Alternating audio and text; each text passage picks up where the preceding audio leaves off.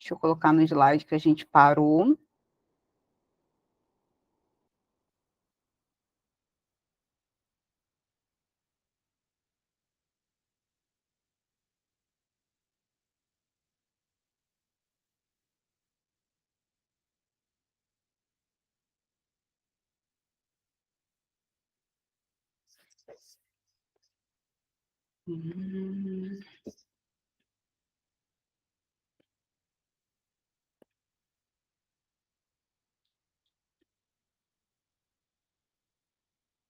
Tá bom assim, gente? Tá dando para ver?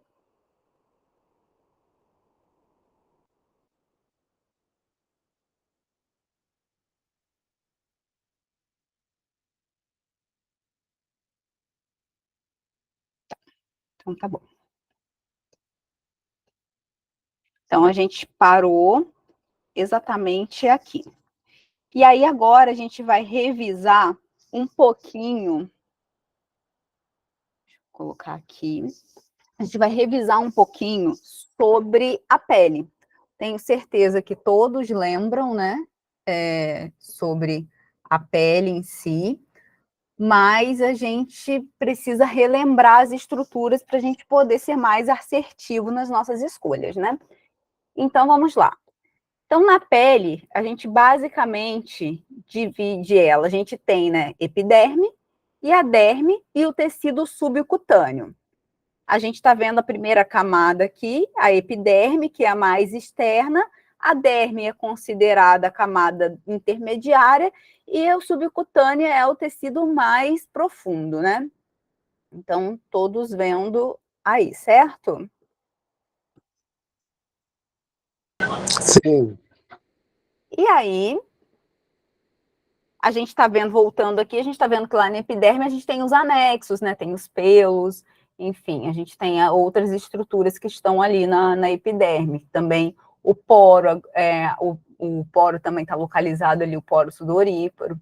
A glândula sebácea já está mais para baixo, ela é mais internalizada, ela está mais na derme ali. Então, a gente está vendo essas estruturas. A lista de presença, mais alguém com dificuldade de acessar, gente?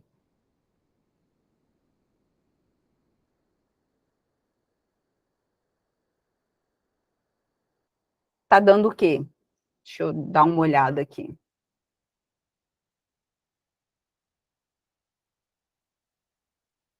Vou tentar botar o link de novo.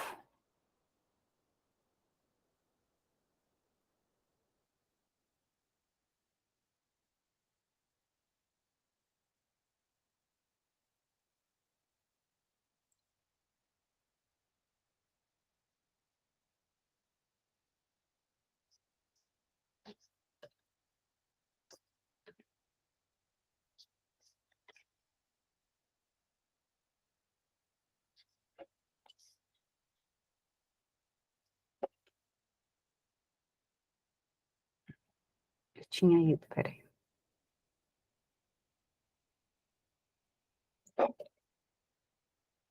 Pronto, vê se vai aí, gente, agora. Deixa eu clicar aqui. Aqui tá abrindo normal com esse link, tá? Mas não preocupe em lista de presença agora, não, gente. Ainda tem a tarde inteira para vocês irem. Calma, vamos lá. E aí, falando da epiderme, eu vou passar brevemente pelas camadas, né? Ele possui uma pele, a epiderme é uma camada que possui uma pele fina e não possui extrato lúcido e granuloso. Então, a gente tem ali a camada mais externa, né? Os queratinócitos, falando dos queratinócitos, a gente tem ele como principal célula da epiderme, porque ele corresponde a 80% aproximadamente do total das células ali. Tem como produto final a queratina. A queratina ela é uma proteína fibrosa e dura, né? Ela tem estrutura dura, que vai auxiliar na proteção do calor, de micro-organismos e de substâncias químicas, ou seja, ajuda no revestimento, ajuda na proteção. Através da divisão e da diferenciação celular, a gente forma todas as camadas da epiderme. A queratinização, ela vai ser uma série de processos que vão acontecer ali e que vão ser geneticamente programados, ou seja, o seu corpo mesmo programa, para que você tenha ali a regulação dessas características ali morfológicas e metabólicas também, que vão, no final do processo, acabar em morte celular programada e uma formação de um novo extrato córneo. Tudo bem? Todo mundo está lembrado disso até agora? Sim? Então vamos lá. E os melanócitos, quem são, né? Os melanócitos correspondem a 8% das células que são ali epidérmicas, vão estar ali localizados na camada basal, eles projetam os dendritos dele em direção aos queratinócitos, aonde eles transferem os melanossomas aos queratinócitos, tá? O número de melanócitos, ele vai ser praticamente invariável nas diferentes etnias, né, nos diferentes tipos de pele. A gente pensa assim, a pessoa tem a pele mais escura, então ela vai ter mais melanócitos. Não exatamente. O que vai acontecer ali? A gente vai ter uma diferença de atividade na produção da eumelanina e da feomelanina, que são os pigmentos. Então, para um melanócito, cada um melanócito, a gente vai ter ali 36 queratinócitos, tá? A feomelanina é o pigmento que é avermelhado e a eumelanina é o pigmento escuro, de castanho ao negro. E aí a gente tem um aumento, dependendo do tipo de pele ali, do fototipo de pele dessa pessoa, a gente vai ter uma expressão maior de um determinado pigmento do que de outro. Então, uma expressão maior de feomelanina e uma menor de eumelanina, ou ao contrário, tá? Uma expressão maior de eumelanina e uma menor de feomelanina. Tudo bem? E aí, extrato córneo, quem é? Né? O extrato córneo ali a gente vai ver na figura que é mais externo, a gente tem a epiderme e o extrato córneo é a camada mais externa, ou seja, essa primeira camada que a gente tem ali. E aí, depois vem o extrato granuloso, depois a gente tem o espinhoso e depois a camada basal, tá? E aí, na queratinização terminal das células granulosas, a gente tem uma formação dessa pilha aqui, dessas células achatadas, tá? Anucleadas e cornificadas. Isso é muito importante para quê? Para formar a barreira principal contra a perda de água. Então, a pele te protege de uma perda de água excessiva. E, através disso, também a gente tem o controle da permeabilidade de substâncias solúveis, porque não é interessante que essa permeabilidade seja facilitada, tá? Então, vai ser formada por duas fases principais. A gente vai ter ali células que são ricas em proteínas e sem lipídios, que são os corneócitos, e a gente vai ter também a matriz extracelular lipídica, que vai ser a parte oleosa ali de colesterol, ácido graxos livres e também ceramidas, tá? E aí a gente entra na derme. A gente já viu que a derme é mais profunda e que a derme vai ser um sistema complexo de filamentos, fibras, elementos celulares e difusos também do tecido conectivo que vai acomodar. Na derme a gente já vai ter ali redes vasculares, nervos, apêndices epidérmicos, tipo celulares residentes. A gente vai ter ali a presença de fibroblastos, de macrófagos e também de mastócitos, além de também termos ali células transitórias do sistema imune, tá? Isso a gente está falando da derme, que está abaixo da epiderme. E aí a derme, a gente tem uma visão microscópica aqui bem bacana no slide, ó. A gente tem a epiderme, vendo que a epiderme é uma camada bem mais fininha, né? E a epiderme tende a afinar com o envelhecimento da pele. Temos ali a derme e a gente consegue dividir a derme entre derme papilar e derme reticular. A derme papilar, que é também conhecida como alta, ela vai ter ali os contornos aderidos à epiderme, vai ser rica em vaso sanguíneo, em fibra nervosa, em corpúsculos táteis. e também vamos ter ali fibras especiais de colágeno, elastina, fibronectina, a gente vai ter toda essa rede ali. Já na derme reticular, que é a derme baixa, que a gente consegue ver aqui na região mais baixa, a gente vai ter elementos celulares, vai ser rico em fibra de colágeno, tá? E além de tudo, a gente vai ter fibras de elastina também, que vai ter a disposição ali horizontal e densa. Então, nos dois a gente encontra fibra de colágeno e de elastina, só que na reticular a gente vai encontrar mais, tá? E aí, falando na camada reticular, existe presença de proteína fibrosa, existe ali síntese de fibroblasto e miofibroblasto, células de musculatura lisa, também vai ter células epiteliais. Ali tem a presença de 25 a 30% de proteínas do corpo. A gente tem moléculas ali, a molécula de colágeno é uma molécula básica e é um monômero tropocolágeno, né, que vai ter 3 cadeias de aminoácido. A gente vai ter presença ali também de síntese dependente de oxigênio, ferro e vitamina C. Vocês já viram que quando uma pessoa quer, por exemplo, aumentar o colágeno, a gente tem que, de repente, oferecer uma associação com a vitamina C. A vitamina C vai atuar ali na cascata, né, no processo de produção. É interessante você ofertar também nutrientes como vitamina C para que isso aconteça? Isso é uma coisa interessante de se pensar, porque não adianta a gente também... Existe outro ponto contraditório que eu vou tentar não enveredar nisso. Mas a gente tem uma questão sobre da eficácia ou não da ingestão do colágeno, né, para a pele em si.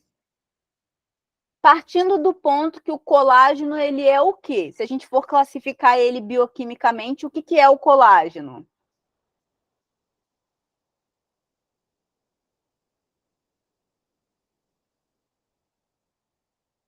Hein, gente? Tá escrito, gente.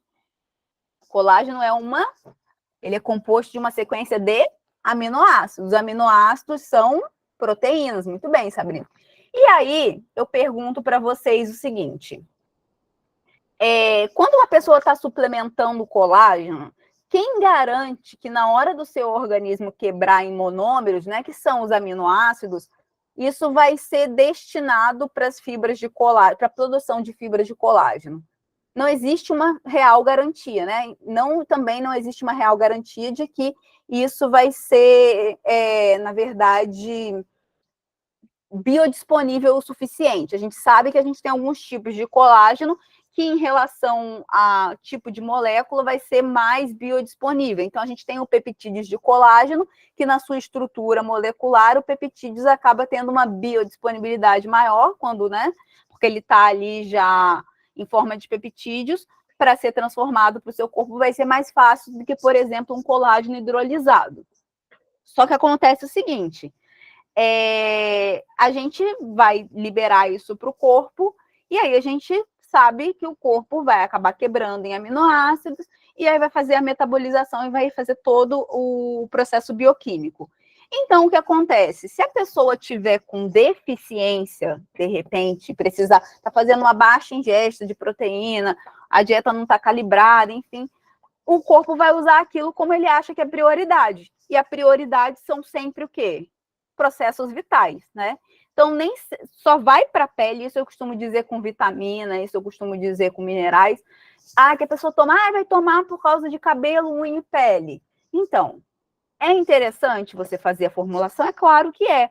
Mas é interessante também, muito mais interessante que tudo, você falar para a pessoa também cuidar da dieta. Porque o que acontece? Se a pessoa não fizer a ingesta correta de macro e micronutrientes, né? O que vai acontecer? Você vai suplementar e muitas vezes suplementação ali, essa formulação que você fez de várias coisas para melhorar o aspecto da pele dela, não vai ser o suficiente, tá?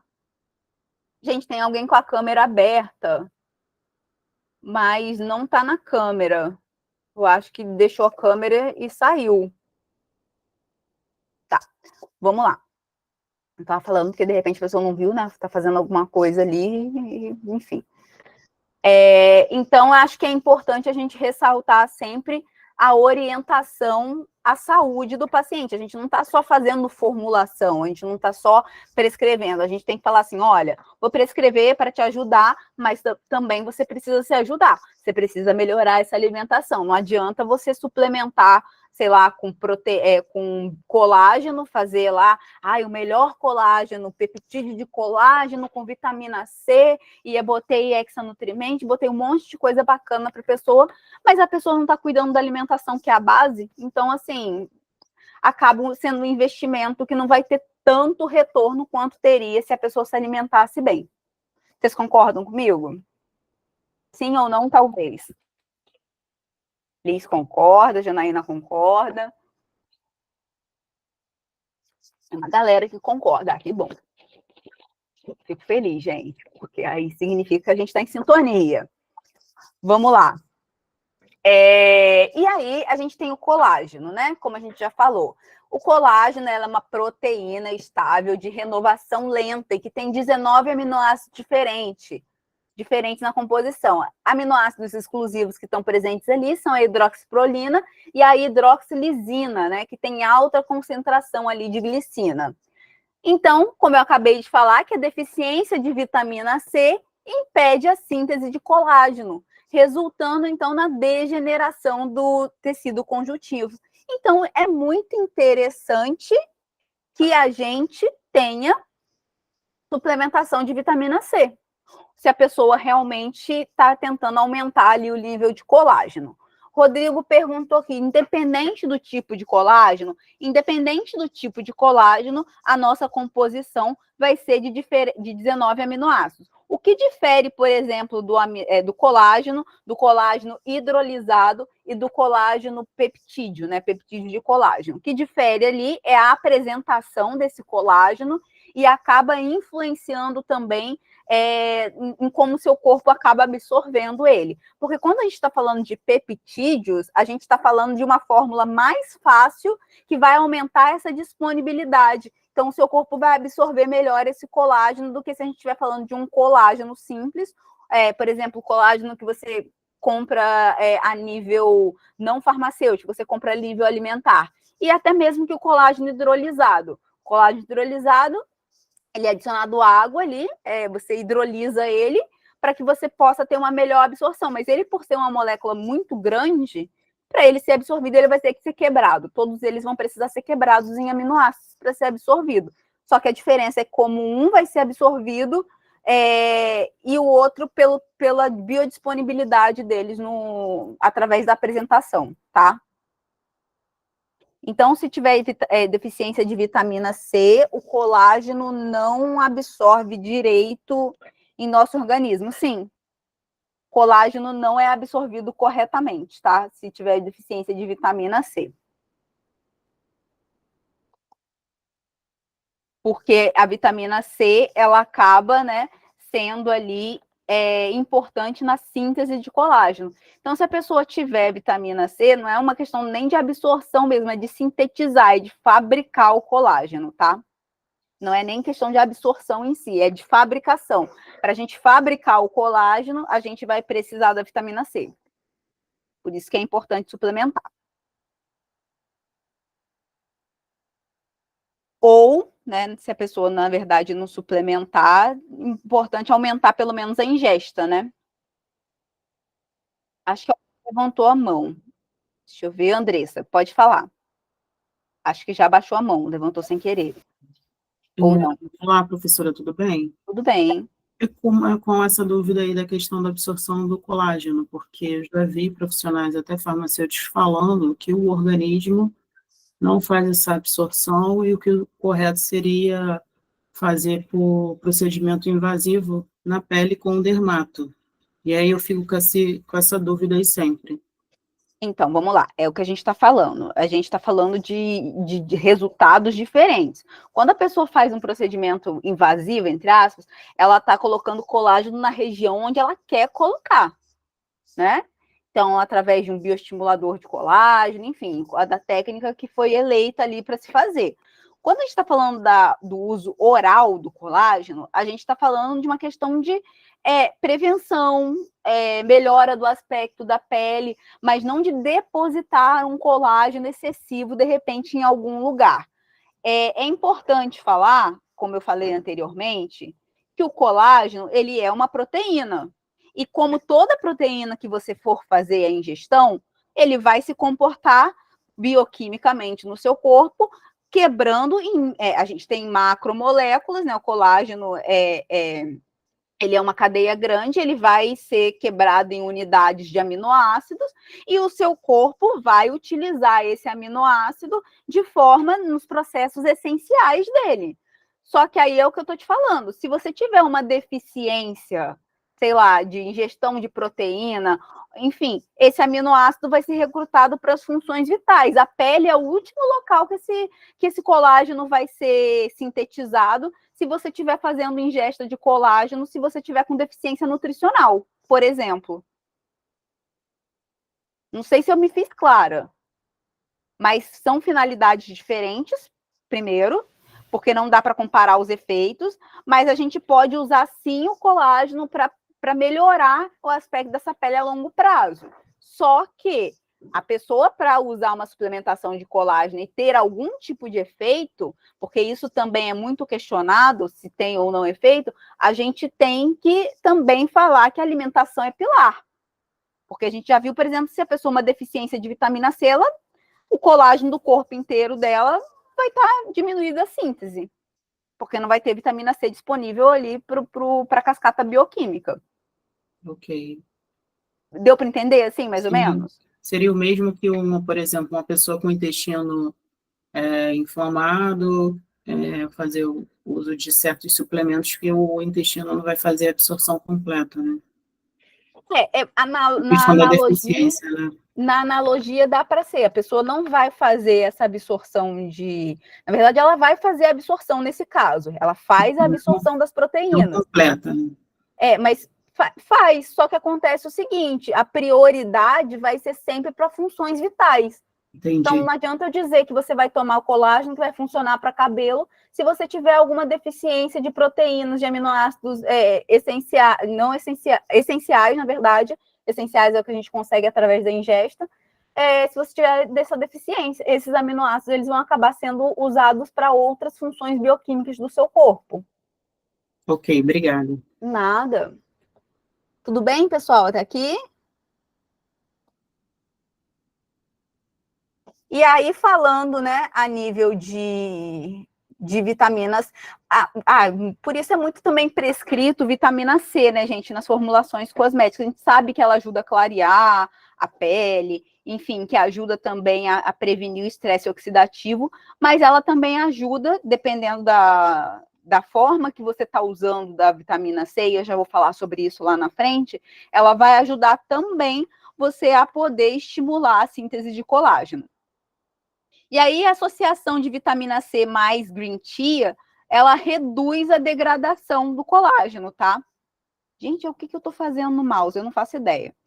E aí, ativos específicos, eles são capazes de aumentar a produção de colágeno na derme, vitamina C, ácido retinóico, os alfa-hidroxos ácidos, os peptídeos específicos, os purins químicos e os físicos. Eles podem estimular essa produção de colágeno na pele, tá?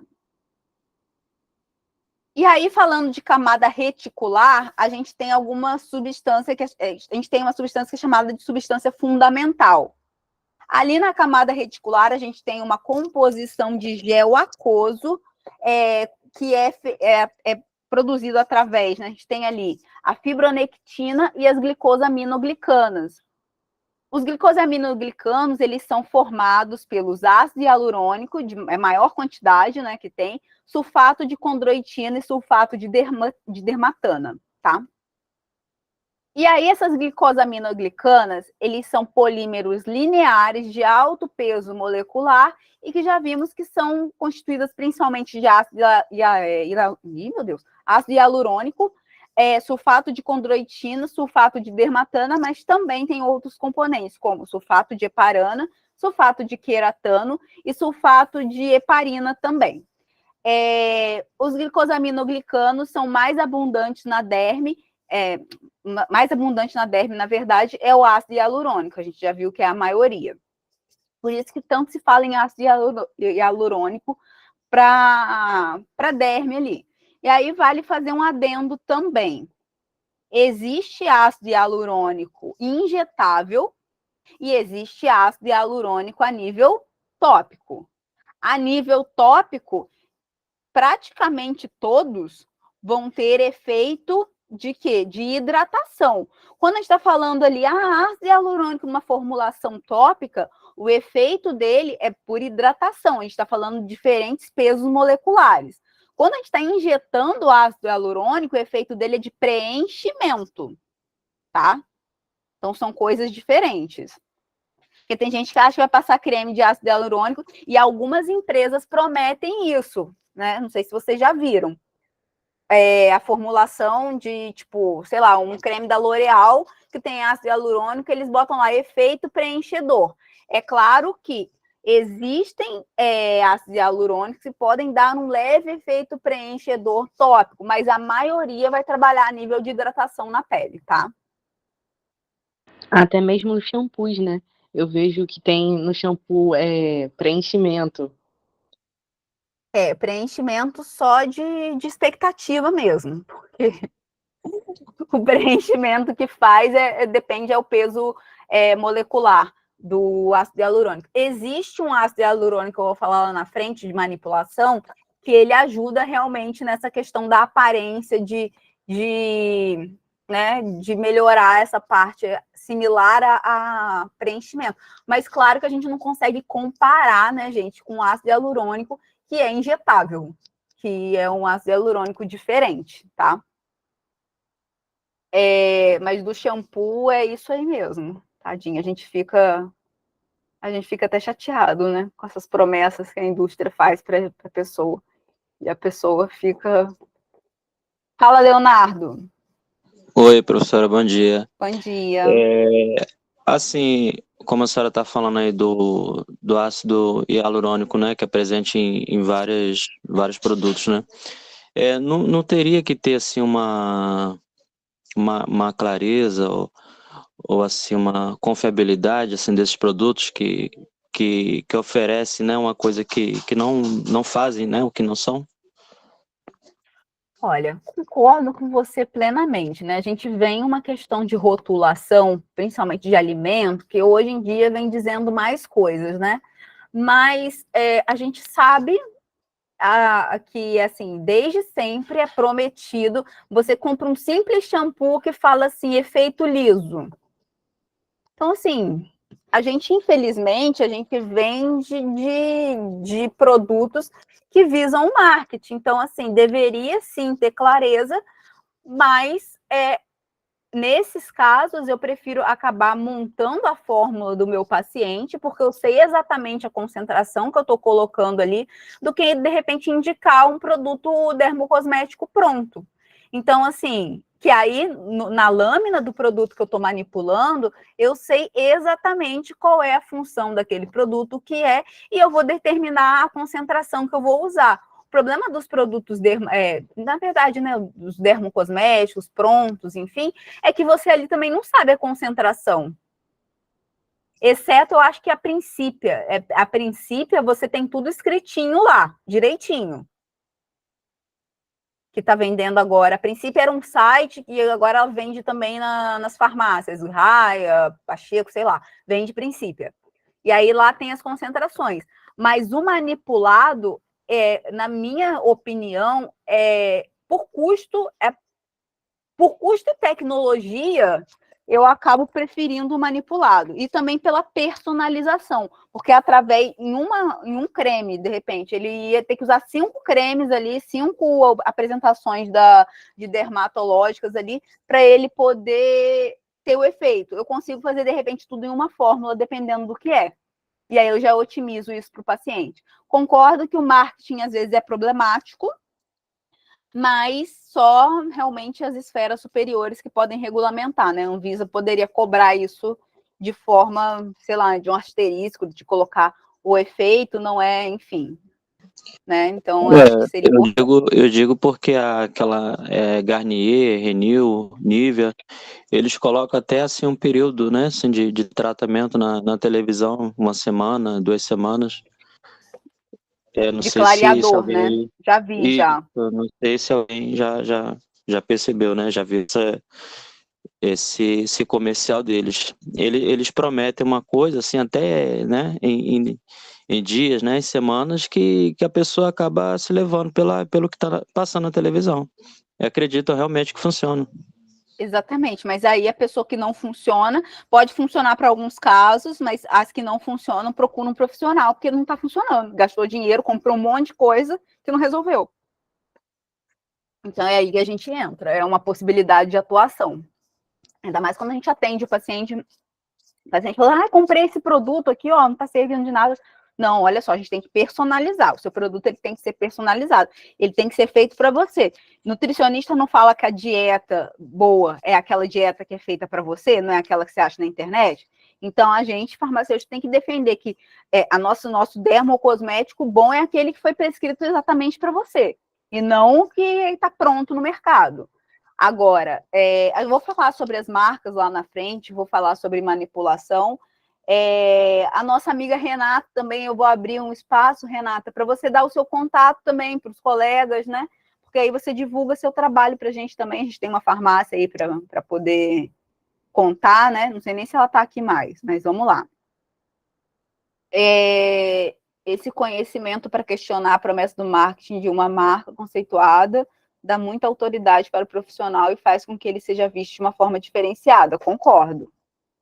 Vestir tem ótimos produtos, mas assim, na minha experiência, na minha prática com o paciente, eu prefiro personalizar a maioria dos produtos dele. O que eu não personalizo? Filtro solar e sabonete. Ou água micelar, ou uma coisa assim. Em alguns casos, até água micelar eu personalizo, tá?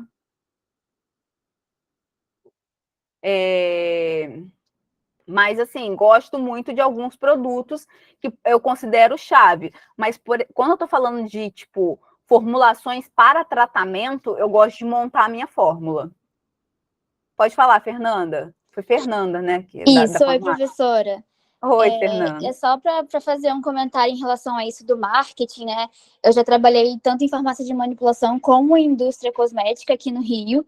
E na indústria eu via muito a embalagem, o marketing do produto final, falando sobre os resultados que eram obtidos nos estudos dos próprios ativos. Então, os ativos que eram vendidos para fazer aquele creme tinham os estudos de comprovação de até tantos dias você já percebe sua pele mais radiante. Eles botavam como se fosse do produto final também aquele estudo. Então, o marketing da indústria cosmética ele é muito obscuro. Não dá para a gente confiar em tudo. Não, e fora que muitas das coisas que estão que eles usam, a gente consegue manipular e ter acesso ao material científico sobre a pesquisa. Por exemplo, eu vou mostrar para vocês um estudo comparativo entre a niacinamida e entre a clindamicina no controle da acne. E a gente tem o estudo na mão, a gente tem o artigo na mão, a gente consegue mensurar isso de fato. Eles fazem lá a junção, né? E pegam as características mais importantes de cada um para divulgar e se valer daquilo. Não é que não vai fazer efeito, mas é que para muitas pessoas o que faz efeito é o que a gente personaliza. É aquilo que a gente entrega para ele, que é o nosso diferencial, que é fazer uma boa avaliação na pessoa e entender de fato o que exatamente ela precisa, né? E aí, voltando aqui nas camadas, a gente tem a hipoderme é a camada subcutânea de tecido conjuntivo frouxo, ela une as estruturas mais profundas, né, permitindo mobilidade ali, e quando infiltrada por células adiposas, ela forma o panículo adiposo, aquele lugarzinho, aquela pochetinha que é o quê? Uma reserva de energia, uma proteção, um suporte, é um depósito nutricional. Então, assim, você está falando, está pensando assim, olha lá, isso é gordura. Você pensa, não, é o seu depósito de energia. Ó. Que gordura, o quê? Depósito de energia. E aí, falando do extrato córneo, a gente tem uma barreira cutânea ali, que a gente já falou que, na verdade, impede, né, a perda transepidermal de água. E aí a gente tem o receptor de água porina ali, que acaba bombeando água e glicerol da derme para a epiderme, para manter essa epiderme hidratada. E aí, falando de hidratação na pele, como a gente já falou, possui cerca de 70% de água, né? O extrato córneo tem um papel fundamental na hidratação da pele. Na camada córnea, a gente tem aminoácidos e metabólitos, a gente tem produto da degradação da filagrina, que faz a constituição do NMF, que é o fator natural de hidratação. A filagrina exerce papel importante na hidratação da pele. Então, a gente falando de fatores de hidratação natural da pele, é um conjunto de compostos que são encontrados somente no extrato córneo. Em peles envelhecidas e em condições patológicas, a gente tem redução da hidratação do extrato córneo. E aí, falando de hidratação da pele, a gente tem agentes umectantes, existem íons orgânicos como sódio, potássio, carbono e cloro, que contribuem ali para a hidratação da pele. Essas substâncias são amplamente encontradas no ácido lático e na ureia. Então, não é incomum, por exemplo, você fazer formulações de cremes hidratantes com ácido lático ou com ureia, para você ter a hidratação dessa pele. O envelhecimento reduz o teor de glicosaminoglicanos na pele. A principal função biológica do ácido hialurônico na matriz é formar uma matriz fluida, elástica e viscosa e estabilizar as proteínas, as fibras ali de colágeno e elastina. E o ácido hialurônico pode ocorrer na forma de alto e de baixo peso molecular. Isso vai mudar a função dele, tá? E aí, a hidratação cutânea e nutrição. A retenção de água no extrato córneo vai depender de dois componentes principais, que são, primeiro, presença de agentes higroscópicos e a segunda, como esses lipídios se ordenam ali no extrato córneo. Fatores nutricionais podem e vão contribuir para a manutenção, não só podem, como vão contribuir para a manutenção desses componentes. Os aminoácidos, como a gente acabou de falar lá em colágeno, eles são importantes nutrientes para a hidratação da pele. E o fator natural de hidratação é formado por aminoácidos, tá? E aí a gente sabe que pessoas que possuem deficiência de ômega 6 pode resultar numa descamação e perda excessiva de água. Nesse caso, você vai induzir no tratamento desse paciente a utilizar fonte de ômega 6, tá? Suplementação de dieta com óleo de peixe ou óleo vegetal gera atividade cutânea anti-inflamatória. Então, vai prevenir ali a descamação e desidratação da pele. E aí a gente já entra em tipos de envelhecimento, né? Como assim tipos de envelhecimento, né? A gente vai ver que a gente tem fatores de envelhecimento, então a gente vai conversar sobre isso. É um assunto, assim, né, de muito respeito, porque hoje em dia as pessoas, o que elas buscam muito? Elas buscam retardar o processo de envelhecimento. Então, assim, não é incomum hoje pessoas, sei lá, de 50 e poucos anos apresentarem uma pele lindíssima que pessoas, por exemplo, de 30 anos no passado não tinham. Hoje, então, a gente consegue ver, claro que não só com os tratamentos, né, home care, não só com esse cuidado diário de skincare dessa pessoa, mas também aliado com o quê? Com tratamentos estéticos. Então, a gente tem muito hoje das pessoas se cuidando, investindo muito nessa parte que antigamente não era tão bem investida, né? Se a pessoa... Vou perguntar uma dúvida para vocês aqui, vamos ver o que vocês vão me responder. Se a pessoa fala assim, eu só tenho dinheiro para comprar um produto. É tipo aquela história da ilha deserta, quem que você salvaria primeiro? Mas vamos lá, se a pessoa tem dinheiro para comprar um produto só, o que vocês recomendariam para essa pessoa? Um produto para passar na pele, para cuidar do rosto, qual seria? Tainá diz protetor, quem mais vai com ela? Retinol, protetor, filtro solar. Alguém dá mais? Todo mundo tá meio no protetor aqui. Protetor ganhou. É protetor mesmo, gente. Por quê? O protetor vai ser capaz de impedir o envelhecimento da pele extrínseco, né? Mas se a pessoa tem dinheiro para comprar só o protetor, então, vamos fazer o seguinte, vamos falar para ela reforçar na alimentação, porque aí ela, né, previne os fatores intrínsecos. Agora, o extrínseco, né, seria o protetor solar, que vai impedir aí do envelhecimento através da radiação solar. E a gente sabe que a exposição solar realmente acaba ali com a pele. Queria ver se eu achava Gêmeas, Sol. Vocês já viram uma... Ah, é isso aqui. Não sei se vocês já viram essa imagem aqui. Ai, quero abrir para vocês verem. Peraí.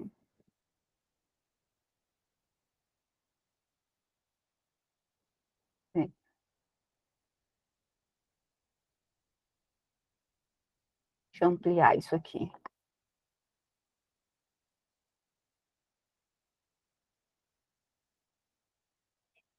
É uma comparação de duas senhoras. Essa daqui.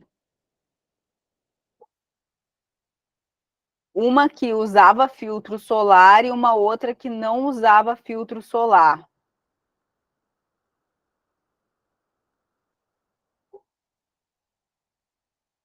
Por que eu não consigo achar a imagem grande, gente?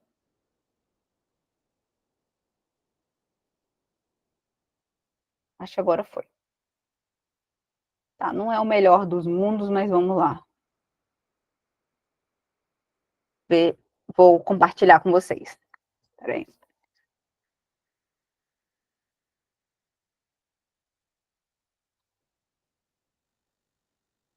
Uhum.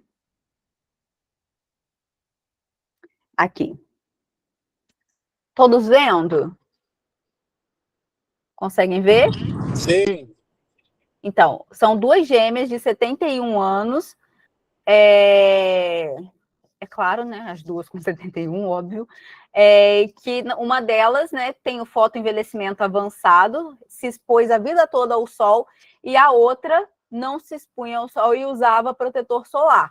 A gente vê uma diferença nítida da pele, né, ser mais preguiada, da sustentação dessa pele, e a gente consegue ver que uma envelheceu, assim, teve o efeito ali, o efeito derretimento, teve o efeito derretimento nas duas, né? A gente consegue, a foto não tá pegando o rosto inteiro das duas, porque aproximaram para ver as rugas, mas a gente consegue ver rugas de marionete, a gente consegue ver o sulco ali, do bigode chinês, de todo mundo, das duas ali, mas a gente consegue ver uma nítida diferença, não só na espessura da pele,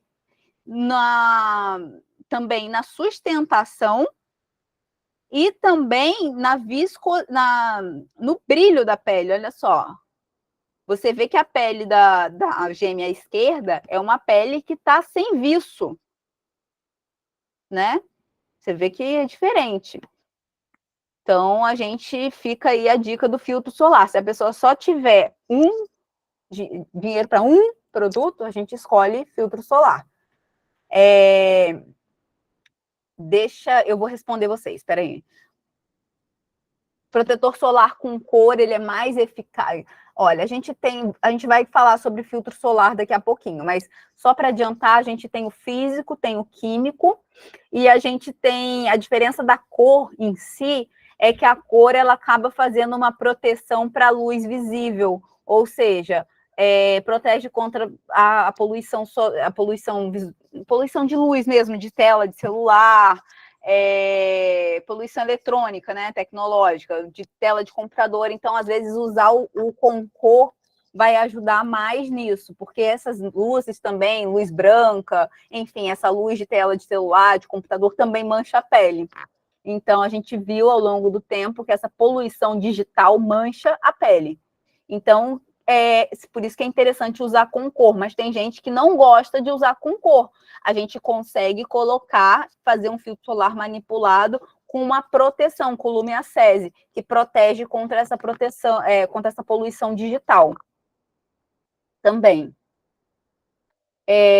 Qual o protetor a senhora indicaria para cada tom de pele? Então, eu vou colocar algumas opções para vocês escolherem para os seus pacientes, mais para frente lá. Mas eu gosto de muitos, né? Então, assim, tem protetores que eu gosto, que, tipo, tem um que custa R$300, mas que eu amo esse protetor, é um Shiseido, é até importado. Tem protetores que eu gosto muito, tipo, baixo custo, que é o protetor da La Roche, tem um que é bacana. Tem um que eu experimentei recentemente, eu gostei, que foi o Oli, que foi um bastãozinho, mas não se compara com o Shiseido. Mas você, Tainá, disse que ela é negra, tem dificuldade de usar com cor, pois geralmente o tom é cinzenta. Mas a La Roche, se eu não me engano é a La Roche, ela tem uns pigmentos que vendem separados. Aí você pode misturar e ficar testando no seu tom de pele. Que aí você consegue ajustar isso melhor. Na aula vai ter, gente, as opções de protetores, tá? E a Oli, não sei se vocês viram, é um filtro solar. Vocês conhecem esse bastãozinho da Oli que eu tô falando? Esse tem várias cores. Então, a Oli realmente, eu olhei o tom assim e bateu. Pode falar, Leonardo. Então, professora, desses protetores que estão no mercado, né? Assim, Nivea, esses que o pessoal mais usa, né? Nivea, Sandal, cenoura e bronze. Desses aí, qual que a senhora acha assim que assim, o que seria reprovado e o que seria Tem uma matéria recente, não tão recente, mas de reprovação dos filtros solares. Se eu não me engano, cenoura e bronze não foi reprovado. Só que o negócio é o seguinte, eu prefiro, por questões até de segurança a longo prazo para o paciente, trazer um filtro solar de uma marca de dermocosmético para ele. Acaba sendo um pouco mais caro em alguns casos? Sim, mas você está oferecendo um produto de mais qualidade. Então, por exemplo, se você consegue olhar esse tipo de pele, tem um spray agora, um protetor solar em spray, que é caro, que gasta-se muito, né? Mas eu achei ele muito interessante e eu vou mostrar para vocês, espera aí. Eu digo assim, em relação a custo-benefício, né? Porque assim, La Roche, Vichy, esses daí são muito caros, né? Tô falando assim para pessoas assim assim, né, que não tem muita, não tem assim muito coisa assim para investir. O Neutrogena é bom até. Neutrogena não é ruim, não. Eu gosto do Neutrogena. Mas eu não sei se vocês viram o Sdim, que eles fizeram tipo um bifase com filtro solar. Assim, a verdade é que um Neutrogena de 200 ml está custando R$80. Estou olhando aqui. E, de repente, você comprar um Eucerin. Deixa eu ver o Eucerin. O Eucerin não costuma ser caro corporal, não. Um Eucerin de 150 ml está custando 77. Tem um de 200 ml que custa 96. Então, tipo assim, entre 80 e 96, de repente vale a pena você comprar um Eucerin, que vai ter uma proteção maior ali. A Eurofarma lançou um agora, tem até lá na farmácia, eu acho que é a AOZ, se não me engano. Qual? Eurofarma lançou um protetor solar. Mas você sabe o eu não sei nome? se ele... Hã? Eu Qual o acho que é nome? AOZ. Eu AOZ. não... não Vou sei dar se uma é bem... olhada. O preço é bem baratinho mesmo, né? Se for 200 ml, tá 30 e pouco? Peraí. 200 ml tá R$39. É só olhando a composição mesmo dele. Eu preciso parar e olhar a composição internacional dele. Porque, assim, no rótulo tá assim, né? 70, protege, hidrata, proteção muito alta de VA e UVB, resistente à água e protege o corpo e rosto. É melhor olhar, né? Mas é claro que entre a pessoa ficar sem um protetor solar, vai deixar de comprar porque é muito caro. Então, indica um que ele possa, né, ter ali, que ele possa ter acesso. Professora, eu entendi a pergunta dele. A questão é, a gente sempre indica um protetor solar, ou seja, é indispensável um protetor solar, mas a gente entende que tem pessoas de baixa renda agora tendo acesso mais a esse cuidado, a essas orientações, e procuram sempre aqueles protetores solares de farmácia mais em conta. Eu uso, né, em mim, e gostei muito da eficácia em mim, não sei como é que seria nas outras pessoas, o da linha da NIDS, mas a gente só vê em relação a custo-benefício, né, quando a gente indica, né, um da La Roche, um da Neutrogena, os demais, né, que são um pouquinho mais caros, porque a gente já sabe essa eficácia, mas aquela pessoa mais leiga, né, se dizer assim, que tem um custo-benefício mais inferior, sempre busca esses mais baratinhos, de R$40, R$50 de farmácia. Acho que a questão da pergunta dele foi justamente essa que eu também tenho. Então, eu entendi, mas o que acontece? Eu acho, sinceramente, que por isso que eu fui comparar preço. Eu acho, sinceramente, que se você olhar em relação a benefício, você vai pelo mais bem avaliado, digamos assim. Mas é claro que, se a pessoa não tiver condições, se ela alegar que não tem, você vai para o mais em conta, gente. A gente tenta dar o melhor. Mas se a pessoa, na verdade, é difícil para ela, a gente tem que dar o que pode. É igual quando eu vou prescrever alguma forma para o meu paciente. Eu tento falar com ele assim, olha, eu tenho esse ativo aqui, só que esse ativo vai ficar um pouco mais caro. O que você acha? Você prefere esse aqui? É o mais moderno, eu tenho visto bastante bom, eu tenho visto ótimos resultados, mas tem esse aqui. O que você prefere? O que cabe para você? É essa conversa que você tem que ter com o seu cliente. Porque se você não tiver essa conversa com o seu cliente, ele vai sair dali com a sua prescrição e não vai comprar. Então, você precisa saber dele se ele está disposto a investir, se ele não só está disposto, se ele pode investir, tá? Então, é uma conversa que tem que ter com o paciente na hora, não tem jeito. Teve pessoas que falaram assim, Carol, eu prefiro que agora eu não estou podendo, eu prefiro deixar uma fórmula mais barata. Eu escolho um filtro solar mais acessível, eu escolho um sabonete mais acessível, mas escolho produtos que eu confio. Agora, mas entre a pessoa ficar sem nada e ficar com um de mais baixo custo, mesmo tendo não tanta indicação assim para aquilo, é melhor a pessoa ficar com uma segunda opção.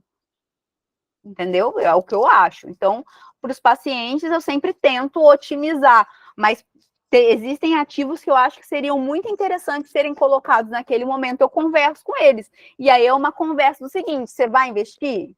Porque não adianta você sair daqui e não fazer receita ou não comprar nada. Aí a pessoa fala, não, eu vou investir. Tá bom, então eu vou prescrever esse. Agora, se a pessoa chega para mim e fala assim, Carol, vou fazer o orçamento para ver primeiro. A pessoa faz o orçamento, ficou caro, eu troco. O paciente tem que confiar em você, ele tem que entender que você está vestindo a camisa dele. Não pode não fazer nada. É só esse aqui que eu gosto e pronto, acabou. Não, eu tenho que explorar outras opções. Então, se vocês, na verdade, querem ou indicar alguma coisa para alguém, recomendo que vocês usem primeiro, para você, se você não conhece aquele produto, usa primeiro, para depois indicar. É uma opção. Orientar usar boné. Tá, peraí, vou voltar aqui. Rapidinho. Pode falar, Dani. Eu queria acrescentar aí para os amigos, nessa última frase que você colocou aí, em questão de testar, eu tenho esse costume exatamente para atender os pacientes de menor aquisitivo financeiro. Então, o que eu faço? Existe esses de 30 e pouco, 40 e pouco, então eu faço um teste, eu compro mesmo, eu uso, e eu vejo assim, porque tem paciente com a pele mais oleosa, então eu vejo que aquilo não segura muito o dia inteiro, que é mais esbranquiçado, ou que aquela cor, por exemplo, ele promete, bota aí, é com cor, mas na hora que você coloca a cor, não é nada, não Some, é só um some, sujeirinha. não cobre nada. Então, assim, essa sugestão aí para as colegas aí que estão começando no ramo de, assim, se puder comprar e testar, porque aí você pode falar, olha, eu tenho essas 3 marcas aqui que custa 30 e poucos reais, mas essa daqui eu percebi que ela tem uma composição, ela promete não ser ela promete ser toque seco, como na verdade não é toque seco. Você vê que ela, né, deixa uma, tipo assim, umas 3 horas depois você tem aquela sensação que tá com o rosto todo Eu oleoso. tenho uma dica para vocês testarem isso, assim, do produto.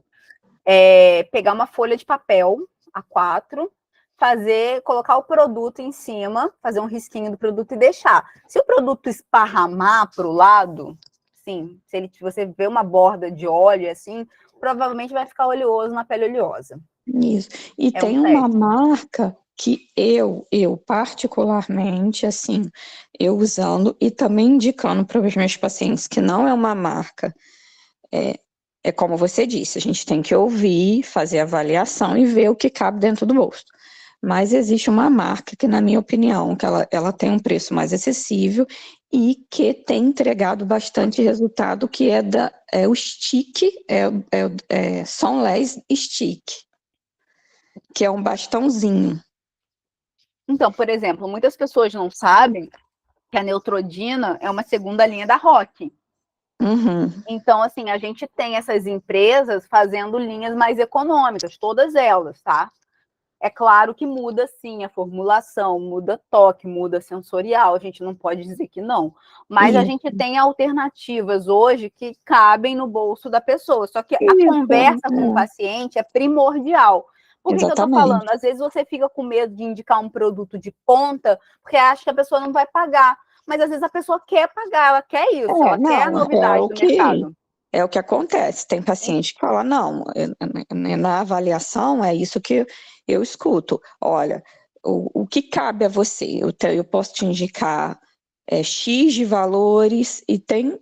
não, eu prefiro esse daqui, não me importa que seja X. Eu não posso pagar, eu só posso pagar um apenas abaixo de 50 reais. Então, assim, é conversando.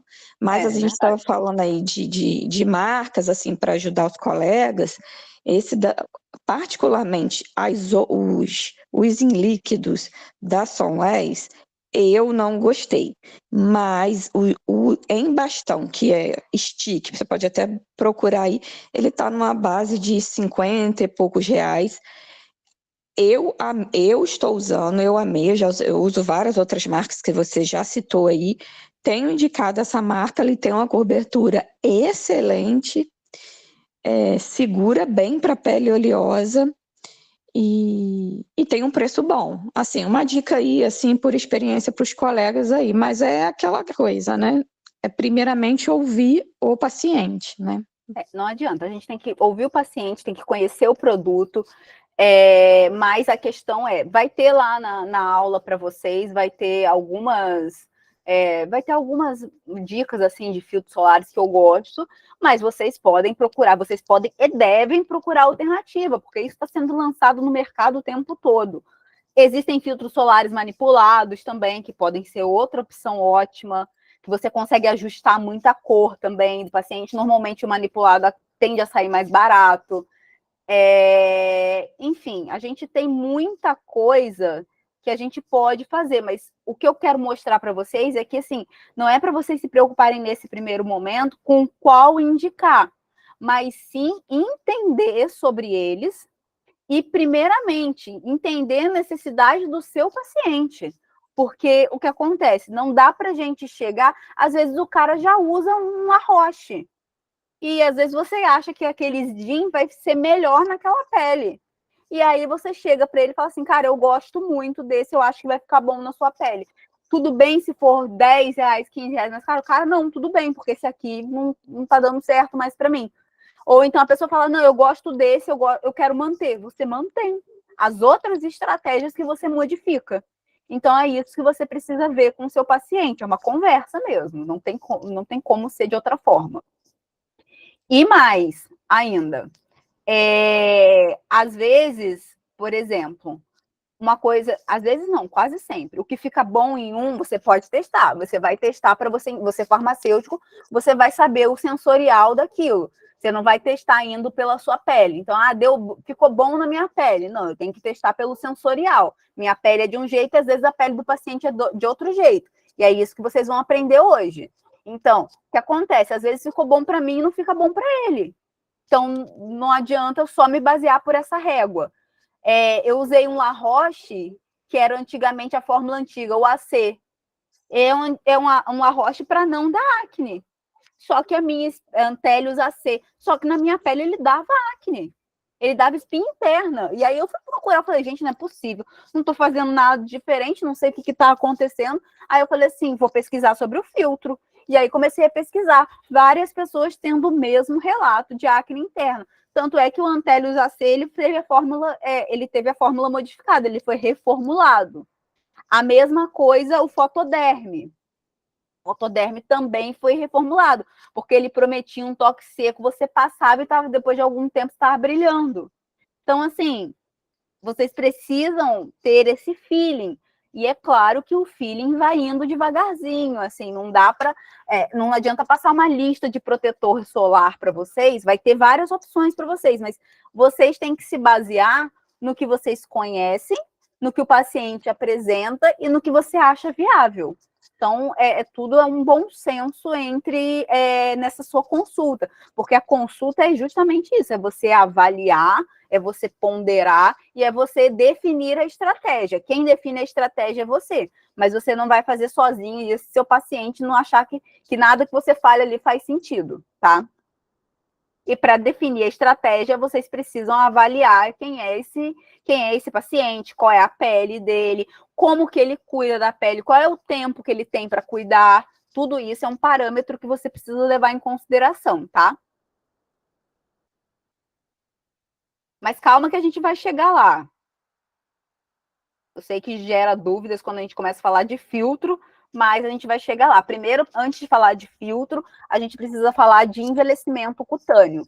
Então, o envelhecimento cutâneo, ele pode ser classificado como intrínseco ou cronológico, inicialmente. A gente vai ter extrínseco e vai ter o intrínseco. O intrínseco ou cronológico é aquele envelhecimento que vai ocorrer com a passagem do tempo. Então, independente de você fazer A, B, C, o envelhecimento vai acontecer, tá? Por causa de fatores genéticos, estado hormonal, reações metabólicas, como, por exemplo, também o estresse oxidativo. A gente sabe que o estresse oxidativo é um grande contribuinte para o envelhecimento cutâneo, né? O envelhecimento num todo. Celular, enfim. Neles estão presentes fatores que estão ali, né? Estão presentes efeitos naturais da gravidade ao longo dos anos. E o que vai acontecendo com essa pele quando vai envelhecendo? Vai aparecendo linhas de expressão, vai diminuindo a espessura dessa pele, e com isso também aparece o ressecamento cutâneo. Então, a pele ela tem efeitos degenerativos que são semelhantes ao observado em outros órgãos. Então, o envelhecimento não acontece só na pele, ele acontece no indivíduo como um todo, mas também reflete certos aspectos da saúde interior, né? Como, por exemplo... Ai, criatura. Vamos lá. Genética. Então, a genética, né, com o tempo, as células vão perdendo a capacidade de se replicar. Esse fenômeno é causado por causa de danos do DNA. Por quê? danos no DNA, porque o indivíduo se expôs muito à radiação UV, a toxinas e também a deteriorização relacionada à idade. E conforme as células vão perdendo a velocidade de se replicar, começa aparecendo os sinais de envelhecimento. Em relação a fatores hormonais, a gente vai ter uma diminuição nos níveis dos hormônios sexuais ao longo do envelhecimento.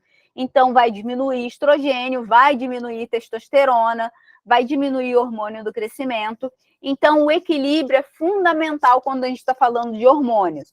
Com a diminuição desses níveis hormonais, o envelhecimento ele vai se acelerando e vai deteriorizando a pele. Em mulheres, essa variação de nível de estrogênio durante a menopausa vai ser responsável por mudanças muito significativas no rosto, né? Principalmente na pele do rosto e do corpo, mas do rosto acaba sendo mais visível. Esse declínio, né, do hormonal prejudica a renovação celular da pele. Ou seja, a gente vai ter um afinamento das camadas epidérmicas e também dérmicas. Fora o afrouxamento das fibras que vão acontecendo. Essas fibras de proteína, colágeno, elas vão se afrouxando, tá? Não, envelhece tudo. Envelhece cabelo, envelhece pele, envelhece tudo, gente. O envelhecimento é total, é no corpo inteiro. No organismo inteiro, né? E aí, estresse oxidativo, isso é importantíssimo da gente mensurar, porque ele desempenha um papel central para iniciar e conduzir os eventos que vão causar o envelhecimento, tá? A gente vai ter alteração no ciclo de renovação celular, então o agente oxidativo ele vai fazer isso, vai causar danos ao DNA. Esse danos do DNA vai promover liberação de mediadores que são inflamatórios, ou seja, então o processo de envelhecimento tem a presença de mediadores pró-inflamatórios, que por sua vez vão desempenhar inflamação ou processos de alergia na pele.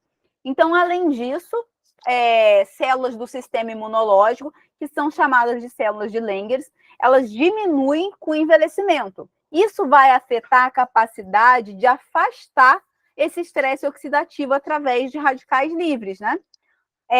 Ou também vai afastar a possibilidade de ter uma imunidade alta para combater infecções ali que podem prejudicar a saúde. Isso pode acontecer por indução do estresse oxidativo.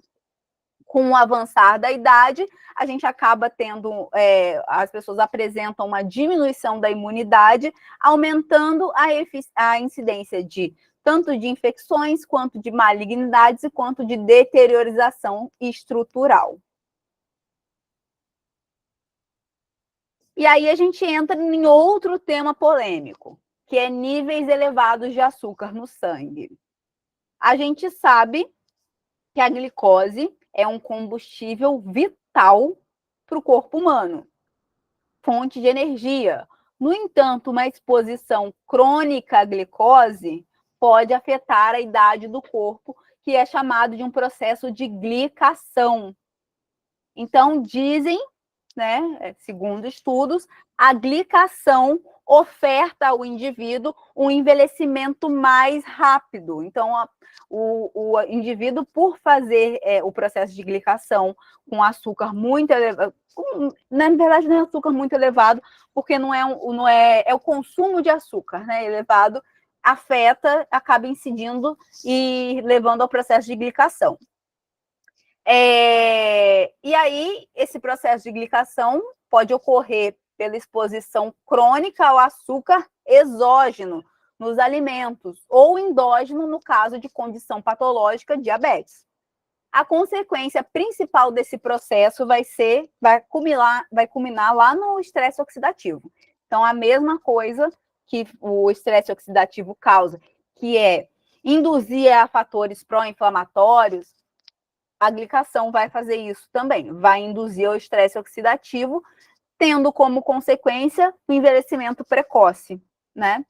E aí eu peço bom senso, né? Já que somos todos profissionais de saúde, eu peço bom senso porque assim, tá insano como as coisas têm funcionado. O pessoal tá radicalizando muitas coisas. Não é tirar o açúcar da pessoa, a não ser que ele tenha uma condição patológica, a não ser que seja uma condição de diabetes, pré-diabetes, enfim. Aí a estratégia vai ser nutricional. Mas se a gente não pode induzir o nosso paciente, falar assim, olha, tira todo o açúcar, porque o açúcar envelhece. A pessoa fala assim, estresse não envelhece, não. Trabalhar demais não envelhece, não. Sei lá, exposição ao sol não envelhece, não. Poluição não envelhece, não. Como que vai se culpa só do açúcar? Então, assim, é preciso que a gente tenha bom senso na hora de orientar, tá? Tá claro até aqui, pessoal? Tudo bem? E agora a gente entra no envelhecimento cutâneo extrínseco. Então, a gente falou do intrínseco, que acontece dentro da pessoa, agora a gente está falando de fatores externos, provocada pela exposição ao sol e outros fatores ambientais, como, por exemplo, estilo de vida, que tem a ver com exercício físico, alimentação e o estresse fisiológico e físico. Então, são fatores fora, mas que acabam repercutindo dentro. Por mais que a gente separe intrínseco e extrínsecos, os extrínsecos, eles podem levar, eles levam a alteração de fatores que são intrínsecos, porque uma coisa reflete na outra, certo? Então, um dos agentes mais importantes é a radiação solar ultravioleta. Por isso que a gente falou tanto da importância, né? De se a pessoa só puder ter um produto que tenha o filtro solar. As toxinas com quais entramos em contato, como tabaco, álcool e poluição do ar, entre outros, também ajudam no processo de envelhecimento e, dependendo do grau de exposição, podem acelerar esse processo de envelhecimento. Então, a gente vê o primeiro fator, filtro solar, né? Filtro solar, radiação solar. Então, a radiação solar vai atuar ali, causando desde queimaduras até o fotoenvelhecimento, até o aparecimento de câncer de pele. Várias alterações na pigmentação da pele são provocadas pela exposição solar, como manchas, pintas, sardas. A pele fotoenvelhecida ela é mais espessa, por vezes mais amarelada, mais áspera, mais manchada, mais preguiada, enfim. É a pele, né, que pega mais sol. Aqui vocês devem estar pensando o que essa foto quer dizer. Alguém já viu essa foto em algum artigo?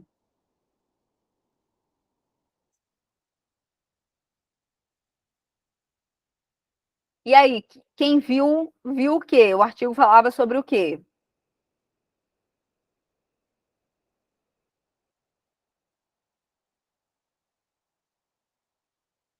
Alguém já viu, gente? Ou não?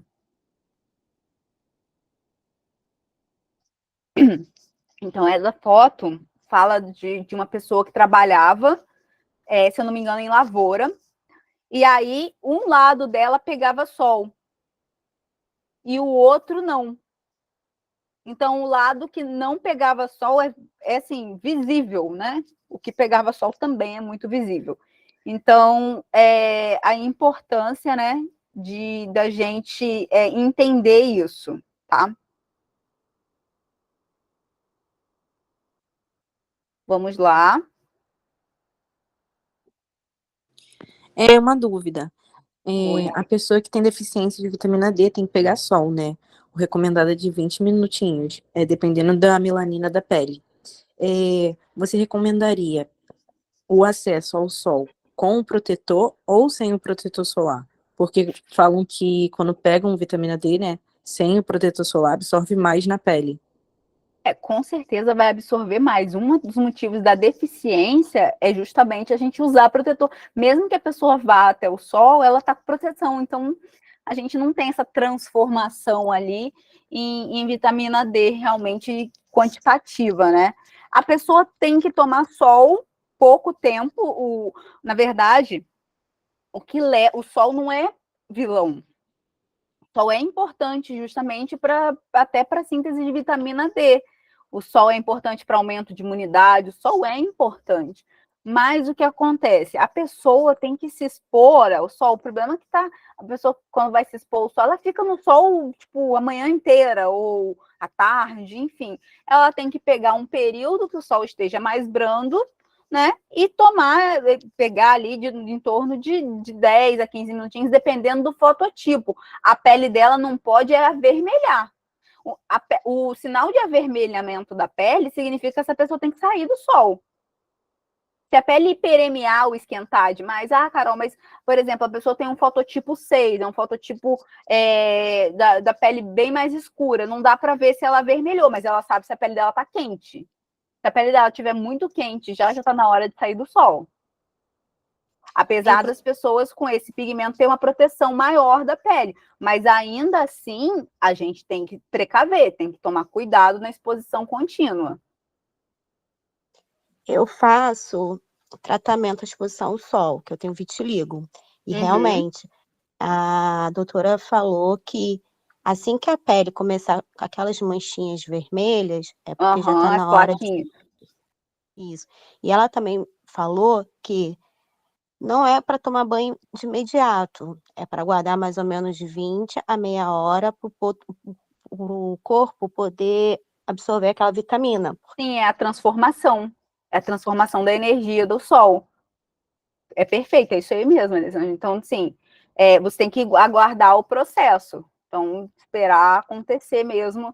Acabou de tomar sol, 10 minutos, o mesmo tempo você leva na sombra.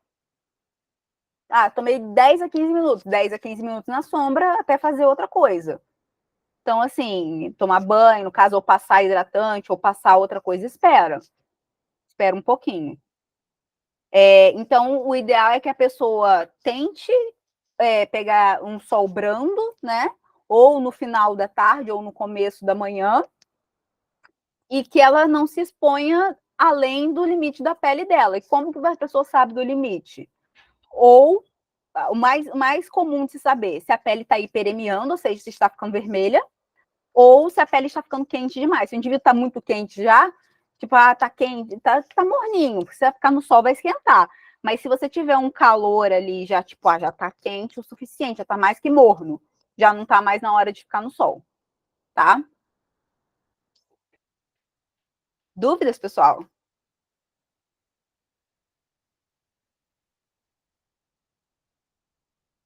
Eu fui lá pesquisar da outra gêmea, mas tinha essa gêmea aí pra vocês, ó. Vamos lá, essa aqui, mas o caso é diferente. Essa não foi filtro solar, essa foi tabaco. Então, uma fumava e outra não fumava.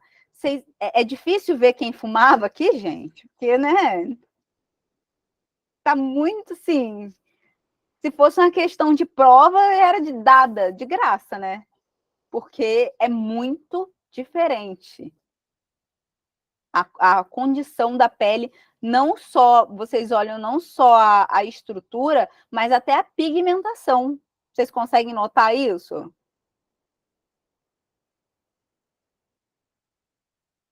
Por que isso acontece, né? Claro que a gente está falando de uma substância química, uma substância tóxica, mas ainda tem também o calor da chama, a fumaça que vai ali ser gerada, e aí vai provocar o envelhecimento e a perda de elasticidade. A nicotina e as outras substâncias presentes no cigarro acabam reduzindo o fluxo sanguíneo da pele, dificultam a oxigenação dos tecidos. A redução desse fluxo contribui para o envelhecimento precoce, para a formação de rugas, além de dar à pele um aspecto amarelado. Existe realmente rugas em torno dos lábios, que são comuns ao fumante, que é aquela, a gente chama de código de barra, fica tudo tracejadinho, pelo hábito de ficar muito tempo se prendendo o cigarro. É uma ruga que é formada pela movimentação, né, em si. Vai alterar a produção de enzimas e estimular a formação de radicais livres que causam o fotoenvelhecimento. Então, radical livre, estresse oxidativo. Então, já vimos que o estresse oxidativo não é bom.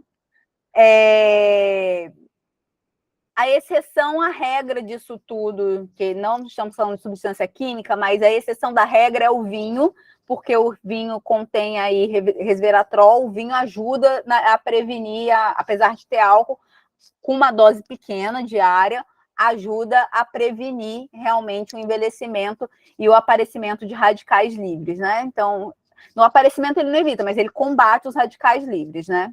Porque ele o resveratrol é antioxidante.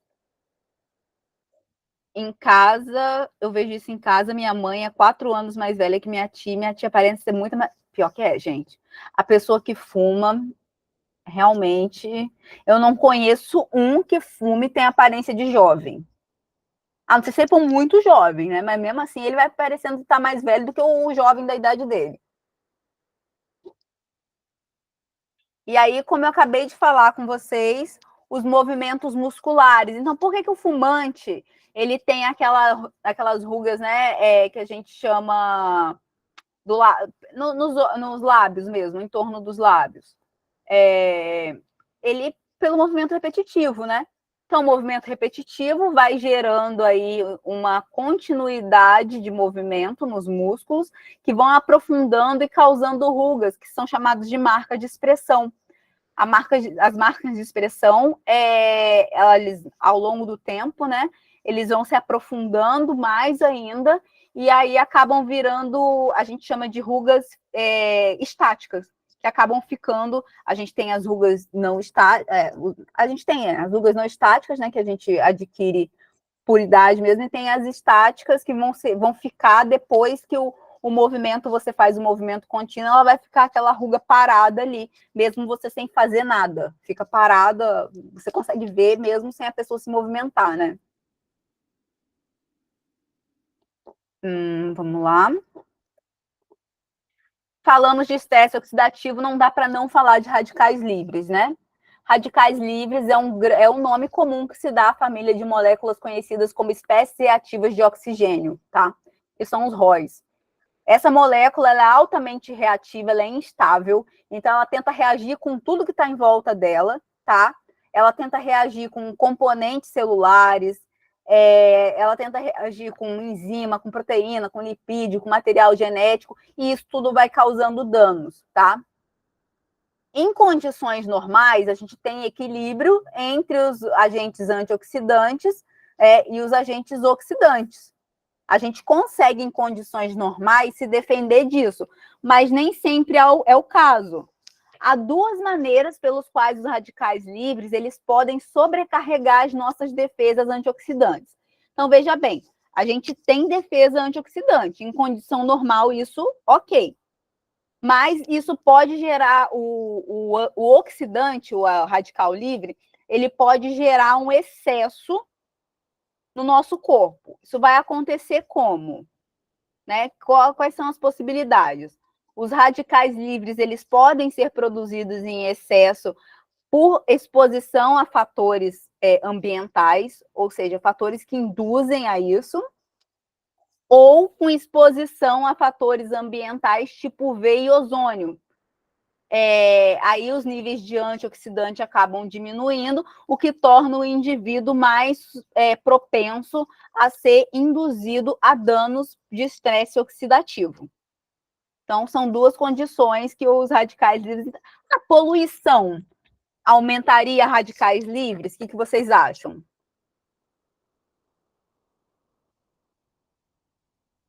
Poluição, sim. Que mais? Você mora num lugar aonde, sei lá, tem não chega a ser poluição do ar, mas a indústria é um setor industrial, sei lá, é uma cidade industrial. Isso afetaria a sua exposição a radicais livres? Também. Então, alimentos que são inflamatórios. E aí? Então, tem tudo isso. Por exemplo, é um lugar rural, mas o ar é muito bom, mas como tem muita plantação, eles usam agrotóxico. Aumenta radicais livres? Também. Então, são esses cenários que a gente está vendo. Então, a gente viu que radicais livres é uma espécie de de molécula ali que vai interagir com os outros, com tudo à sua volta. Então, a gente tem ele como espécie reativa de oxigênio, e aí eles são os maiores um dos maiores, né, causadores do envelhecimento cutâneo. A gente já viu por quê. Acredita-se que os radicais livres provocam um estresse oxidativo celular que causam a degeneração, a degradação do colágeno, que é uma das substâncias que dão sustentação à pele, e a acumulação de elastina, que é característica de uma pele envelhecida, tá? A pele envelhecida daquelas senhoras que a gente viu que uma pele é massinha, né, e a outra pele é mais rígida. Por quê? É preguiada, mas é rígida, porque acumulou elastina ali, tá? Aí a gente tem a representação de um radical livre e do que o antioxidante faz. O antioxidante, vocês estão vendo, é pura química, né, gente? Mas vocês estão vendo aqui que tem um elétron desemparelhado, ou seja, esse radical livre ele quer casar com o primeiro que encontra na frente. Ele quer porque quer se estabilizar. Essa é a função do radical livre. E para se estabilizar, ele prejudica tudo em volta dele. O que ele encontrar na frente, ele vai prejudicar. O que o antioxidante faz? Antes que esse radical livre, né, se coloque lá junto com um componente seu corporal, junto com um lipídio ou alguma coisa que esteja no seu meio ali celular, ele vai lá e emparelha com o radical livre, onde está aquele elétron que estava faltando. E aí o radical livre se estabiliza. Ele deixa de ser uma ofensa para os outros componentes celulares, tá? E aí entramos na alimentação. Uma alimentação não balanceada acaba contribuindo para o envelhecimento da pele. Existem elementos que são essenciais e devem ser ingeridos para repor essas perdas, né, e necessidades quando o organismo não produz a quantidade diária suficiente. Não é o organismo que não produz, é que a pessoa não ingere, né? Então, existe a possibilidade de você suplementar. O excesso de açúcar também auxilia a pele a envelhecer mais rápido, como foi dito anteriormente. Eu sei que já são 1h03, espera aí, eu só quero ver onde estou, para ver se, porque falou em alimentação, eu lembrei, tá, gente? Foi isso. Eu vou mostrar a pele jovem, a imagem da pele jovem envelhecida em relação à estrutura. Vocês vão ver as fibras de colágeno, para mostrar o próximo slide, e a gente volta em permeabilidade, que aí a gente já vai começar a falar dos cosméticos em si, eu acredito, ou das fisiopatologias. Deixa eu olhar, peraí.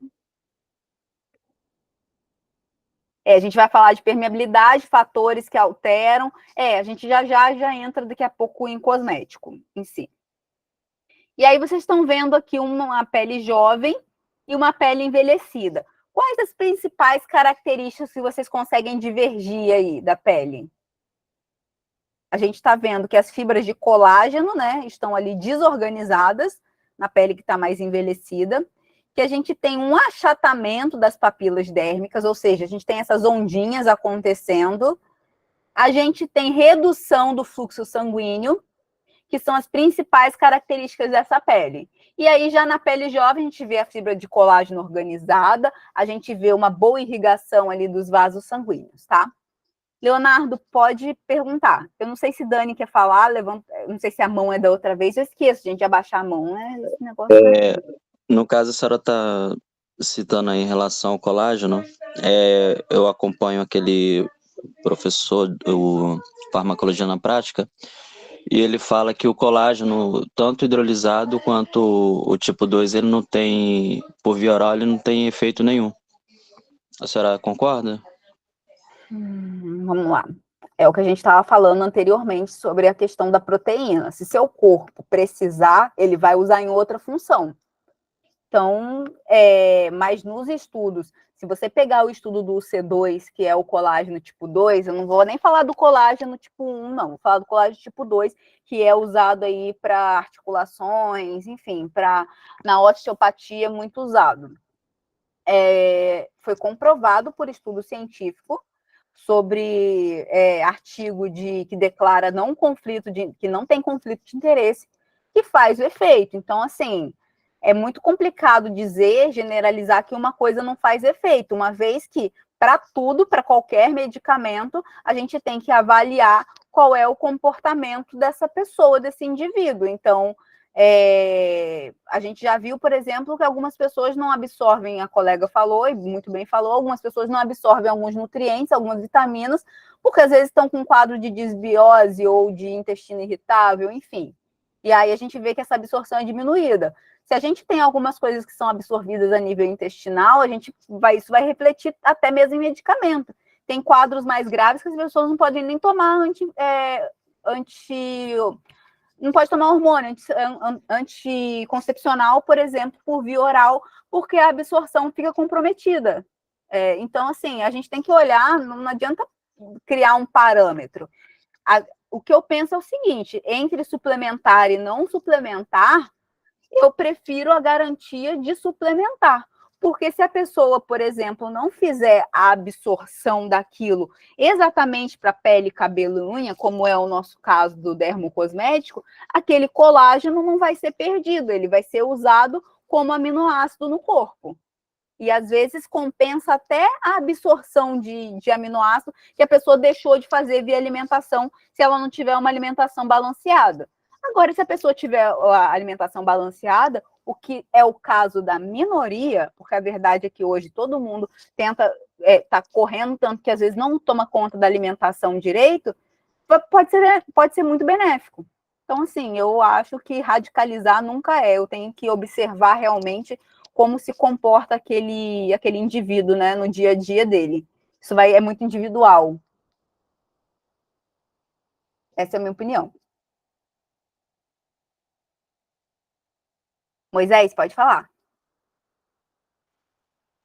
Em relação ao colágeno, o que é prioridade, digamos assim, suplementar ou estimular o desenvolvimento do colágeno? A gente está falando do colágeno quando a gente quer efeito estético ou está falando de qual colágeno? Não, estético não. O colágeno é feito vital, assim, né? Então, a prioridade é você fazer os dois, porque sem um e outro não adianta você só estimular sem ter. A pessoa tem que ter a fonte. Se você identifica que ela não faz a fonte diária dela, de macro e micronutrientes, provavelmente essa pessoa cabe numa suplementação. E aí, não só suplementar, como também, nesse caso, se a gente está falando do colágeno geral, a gente não está falando de produto dermocosmético, a gente está falando só de ingerir, a pessoa você vai ter que suplementar e verificar nível de vitamina C, de ferro, e aí vai ter que suplementar para produzir, porque o colágeno ele tem que ter o colágeno, as fibras de colágeno no corpo, ele tem que ter um material, um substrato para ser produzido. Então, você tem que dar o substrato. Ok. Mas agora, quando eu estou falando de alternativa, que é o nosso foco aqui, que é a parte de dermocosmético, eu posso, de repente, se eu trabalho com prescrição oral, eu posso fazer uma prescrição oral associada a uma prescrição tópica. E aí eu estou estimulando tanto tópico quanto lá de dentro para fora, né? Que seria interessante também, para você ter resultado de aparência, né? Estético. Sim? Mais alguma dúvida, Show. pessoal? Fruta vermelha ajuda mais na produção de antioxidante no corpo. Sim, fruta vermelha é bastante usual para antioxidante, né? Tem muito antioxidante bacana aí. Acerola, enfim, tem muita coisa legal. Kiwi é bem antioxidante também. Pessoal, vou fazer o intervalo de vocês de almoço, são 1h10 agora, a gente vai até 2h10, tá bom? Não é para vocês fugirem, não, tá? É para voltar. Bom? Bom almoço, gente.